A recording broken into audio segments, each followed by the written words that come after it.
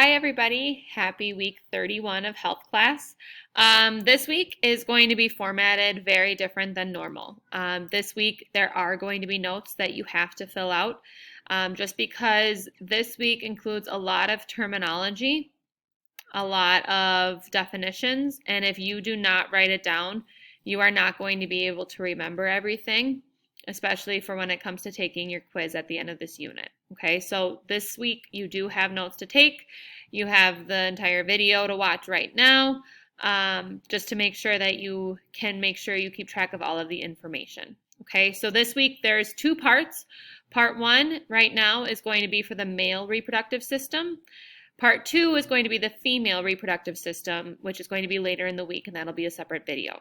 Okay, what you need to do in Schoology is you need to download both of these notes. So both the male and female reproduction notes PDF, download that into Notability, and then also the reproduction systems labeling notes. Download that into Notability. You will use both notes as I'm talking through the information. This one is going to be more for our terms and definitions, and then this one is going to be a labeling picture to understand the different parts of the male and female reproductive systems. So just know that you're going to be working through both types of notes this week. And by the end of this week, all of the information from both of these notes should be completed. Okay? So, starting with the male reproductive system. So if you need to pause to download these things, please do so. But for part one, we have the male reproductive system. A lot of terms, a lot of different parts. So starting with sperm, okay? Sperm is just going to be the male reproductive cell. So we all are made up of a bunch of cells. Sperm is going to be the male reproductive cell. Without the male sperm, there is no way that a baby can be formed. And I know that this topic is awkward. I know that it's goofy and silly. But at the end of the day, all of this stuff that I'm going to talk through this week is designed with the purpose of someday making a baby. So yes, the sperm is what is needed in order to fertilize the ovum in order to create that baby, because it is that male reproductive cell. Prostate, it's the prostate gland. It's a gland in males that makes fluid in order to carry the sperm. So if you think of, a fish swimming in the water, okay? The fish cannot go anywhere if there's no water for it to swim in. The prostate gland is going to make the fluid that allows the sperm to travel throughout the body. And the prostate gland, one little fact about it is that it's one of the highest forms of cancer for men. So the prostate gland and prostate cancer is one of the more dangerous cancers that exist. So males just have to make sure that they are going in for their routine doctor visits and checks just to make sure that everything is safe there. Testes, they are going to produce the actual sperm itself. So as far as where the sperm cell is created, where it all starts, it's going to start in the testes, because that is where the glands are that's going to be able to make those cells.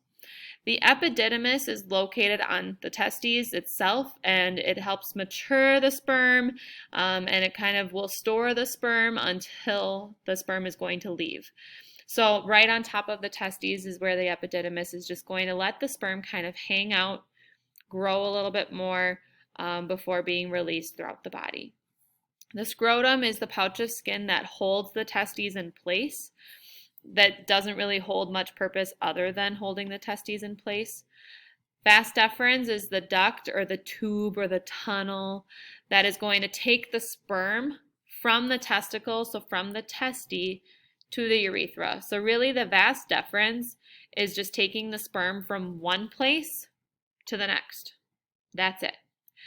The urethra then is going to carry the semen out of the body. So by the time that the sperm reaches this urethra, it has a lot of fluid with it, making it easier, even easier than before, to flow and move throughout the male reproductive system. Semen is going to be a mixture of both the fluids and the sperm. And then testosterone is what starts all of this. It's the primary male sex hormone. Without hormones, nothing happens. That's why puberty is such a changing time of life, because those hormones start to really kick in, and that's what begins this entire process for these cells to be made, and for this whole process to even begin. Okay, so like I said, a lot of different terms, a lot of different definitions. Go ahead and pause this video as you need to just fill in those blanks in those reproduction gap notes. Okay. The picture on the next slide will hopefully help kind of you better understand this further. I know that this is a lot of words on this slide. The picture might help you better understand the order of things. The picture is the labeling notes. So you'll want to switch over to the labeling notes as I talk this through. So this is the male reproductive system, okay, and all of its different parts and all of its different locations. So if we start here with the testes, so they kind of look like kidney beans a little bit. So there's one testy on this side and one testy on the other. Again, this is where the sperm is going to even be made. This is where it starts. The epididymis is located on the testy itself. And remember, this is where the sperm are going to go. They're going to hang out. They're going to mature. And then when they're ready, that's when they'll leave. And they'll leave by going up through the vas deferens. So this side over here, and then this side over here from this testy.